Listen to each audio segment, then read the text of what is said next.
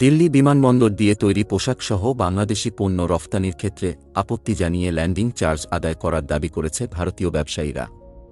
যদিও এ দাবিকে বিদ্বেষমূলক ও অযৌক্তিক বলে মন্তব্য করেছেন স্বয়ং দেশটির আন্তর্জাতিক বাণিজ্য বিশ্লেষকরা।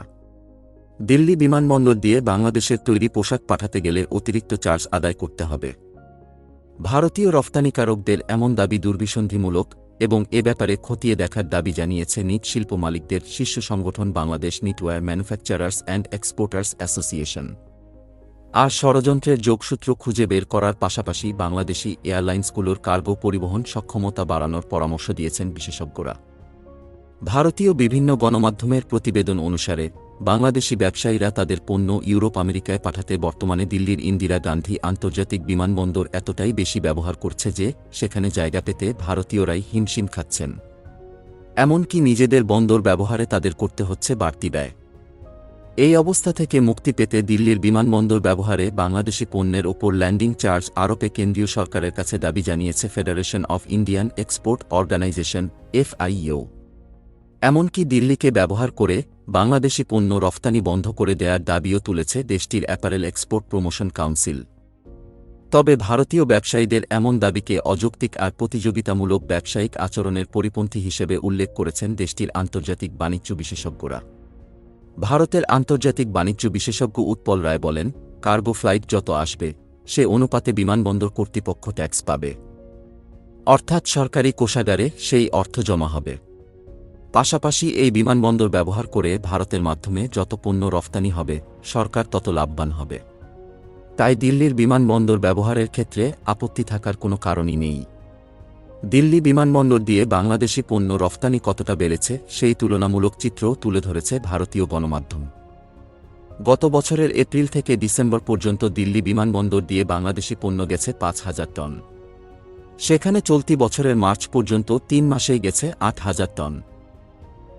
নিয়ম মেনেই বিমানবন্দর ব্যবহার করার পরও ভারতীয় ব্যবসায়ীদের এই বিদ্বেষপূর্ণ দাবি রফতানি বাজারে বাংলাদেশকে চাপে ফেলার ষড়যন্ত্রের অংশ কিনা তা খতিয়ে দেখা দরকার বলে মনে করে দেশের শীর্ষ রফতানিকারকদের সংগঠন BKMEA।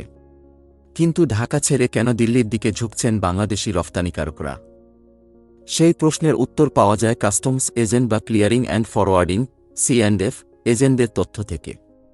তাদের তথ্য অনুসারে ভারতীয় বিমানবন্দর ব্যবহারের পেছনে রয়েছে ফিলিস্তিন ইসরায়েল যুদ্ধ পরিস্থিতিতে লোহিত সাগরে নিরাপত্তা ঝুঁকি এবং কম খরচে পণ্য পাঠানোর সুযোগ। তাছাড়া ঢাকা থেকে সরাসরি ইউরোপের কোনো দেশে 1 কেজি কোনো পণ্য পাঠাতে 3 থেকে 4 মাস আগে খরচ হতো $2.30 থেকে $2.80 পর্যন্ত। গত ঈদের আগে তা $5.5 ঠেকার পর বর্তমানে নেমেছে $4.30 থেকে $5.20 মধ্যে। অথচ বর্তমানে দিল্লি বিমানবন্দর হয়ে একই গন্তব্যে পণ্য পৌঁছাতে খরচ পড়ছে $3.60 থেকে $4.20।